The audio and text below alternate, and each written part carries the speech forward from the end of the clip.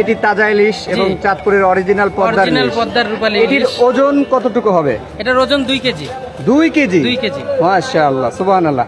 আচ্ছা, এটার বাজার দর কতটুকু? বাজার দর আজকে আমি কিনেছি, ডাকে বা নিলামে কিনতে হয় আমাদের 1,30,000 টাকা মন।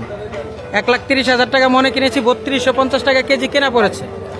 আর আমার বিক্রি করব আমি 100 টাকা প্রফিটে বিক্রি করব, অর্থাৎ 3350 টাকা বিক্রি করব। আচ্ছা, এখন তাহলে কি বাজার দর একটু কম? বাজার দর 2 কেজি ওজনেরটা আরো বেশি ছিল।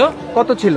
এটা আপনার 3500, 4000, 4500 পর্যন্ত চলে গেছিল, যখন বাজারে কোনো মাছ ছিল না। কারণ দেখা যাবে সপ্তাহে একটা এরকম মাছ পাওয়া যেত। আচ্ছা আচ্ছা। আর 1 কেজি ওজন 1100-1200 গ্রাম ওই মাছগুলো একটু দাম কমেছে।